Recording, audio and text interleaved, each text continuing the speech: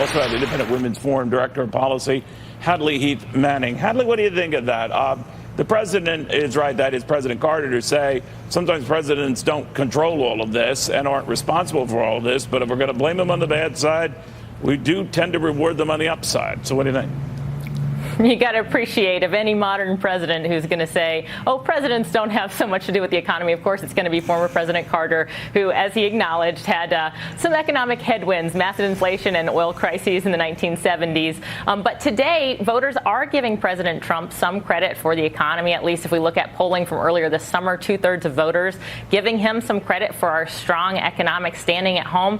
And I think this bodes well for Republicans as we roll into the midterms. I think it's due both to President Trump's personality. People view him as a pro-business president, and due to the public policies that he signed into place, particularly the tax cuts. Well, you know, he's got the economy going for him. He's got the markets going for him. He's got corporate earnings and a lot of all that fundamental stuff that looks off the charts going for him.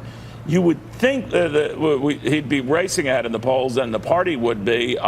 Other factors are at play here that could hurt them. But by and large, to Jimmy Carter's point, that the economy ultimately will decide these sort of things, whether the president is a beneficiary or not. What do you think? I think that's true to a certain extent. I mean, presidents certainly have an influence, and we did see that when Trump was elected that the stock market really took off, and they did, like Hadley was saying, the business community sees him as pro-business, even though some of his policies like tariffs has them very concerned.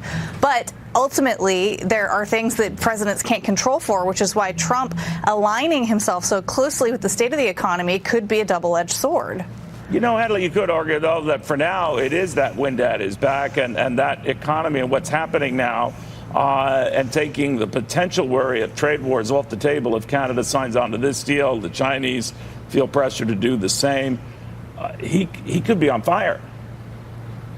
That's right. And what markets really don't like is uncertainty. So I think that's where President Trump is coming from when he's talking about impeachment or any major political turmoil at home. That's true in the United States. It's true anywhere in the world. Markets simply don't like it when our political system is going through some kind of crisis. Well, markets would be looking at impeachment, and that looked more likely. But his argument that it would lead markets to crash, I mean, you could make the argument that the process and the foundation is sound and would remain that way with or without the president. We're taking a huge leap here, but what do you make of that? No, I think that's true. And, you know, on the flip side, markets do like certainty. That's why they tend to do well, for example, when Congress is out of session, regardless of which party or which president we're talking about. Markets and the business community simply like to know what the rules are, and they like to know that the rules aren't going to be changing anytime soon. So they appreciate, you know, the slow and steady drumbeat towards a more pro-growth fiscal policy here at home. And I think that's what President Trump wants to put into place. I think that's what Republicans wanted to put into place. And that's what would happen regardless of, you know, any talk of impeachment. Well, you know, and if you think about it, in the case of Bill Clinton, you know, the markets advanced through that whole process and afterwards, and the rest is history. Now, that's not to say that the uncertainty ahead of time rattles them, but what do you think the markets are telling us right now about that possibility? You know, very, very low, though it seems to be.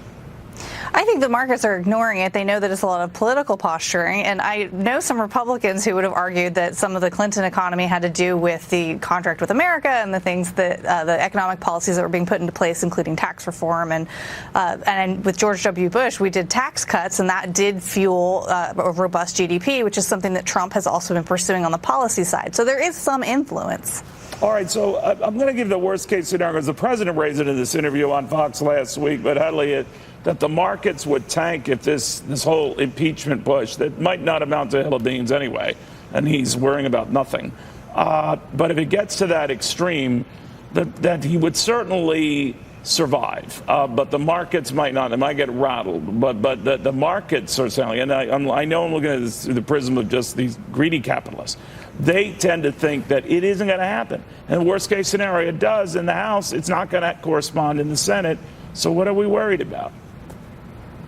Right. Even former President Carter on your show was saying this isn't the right approach for Democrats to take, to focus on impeachment. It is a distraction, ultimately, I believe, from the priorities that Congress are because of that. They're afraid that it makes it look a little too zealous. Right. But go ahead.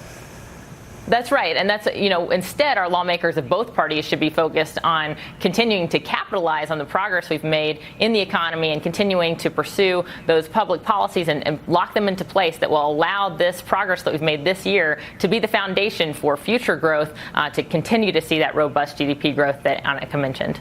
If we take any trade worries right off the table, we score a deal on a new NAFTA, whatever we're going to call it, with Canada in tow.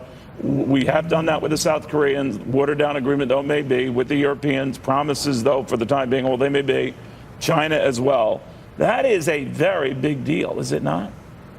Yes, it's a very big deal, especially when you consider how many headlines we've had of the poor relationships that Trump has been perpetuating with such like the Trudeau in Canada, a disastrous meeting, tweeting things after the fact, undoing agreements. And yet, if the agreements come into place despite that, it is a vote in favor of the process itself, as you were saying. And I think that business leaders know that as well. There's a lot of theater, particularly with this president. He perpetuates that, but the fundamentals are still good of how things work. All right. Thank you guys very, very much.